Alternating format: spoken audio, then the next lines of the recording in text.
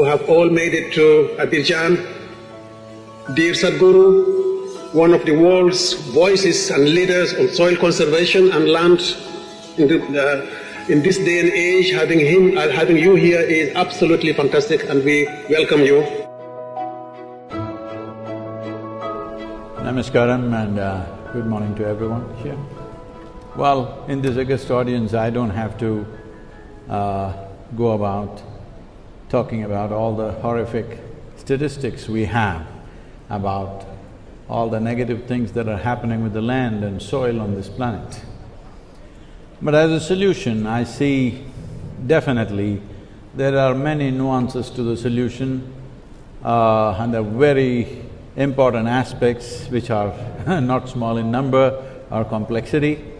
But I feel the most important thing if we want to achieve something is, as we have found of all the conventions, one convention which bore positive and conclusive result was the 1987 Montreal Protocol, where we focused on the ozone holes, and largely it was fixed because of single-pointed action. I think a time has come where that kind of action is needed for soil. Separating soil from every other issue, though they are significant and important, it's important that we separate soil from the other aspects, because all these other aspects are relevant to our lives only as long as soil is alive. What is it that we can do? I think the most important thing is to put some food there for the microorganisms, which is the fundamental of all life. Putting food there means organic content should rise. If you look at this across the world, not a single nation has a minimum of 3%, not even a single nation. So why can't we set this objective? All other issues are there, we can continue to attend to those things, but the most important thing is we as a generation of people keep the soil alive for future generations. Setting up 3% as a minimum average for every nation and setting up an incentive process for the farmers to get there, making the incentives attractive enough that farmers will aspire to be there. And once they get there, the industry and business to facilitate carbon credit systems for the farmers is a second line of incentive. The third level of incentive is, instead of just labeling food products as just organic, as if the other foods are inorganic, it is not. And it's extremely difficult, and it takes a whole lab process to measure the amount of fertilizer and pesticide in a given product, either a fruit or a vegetable.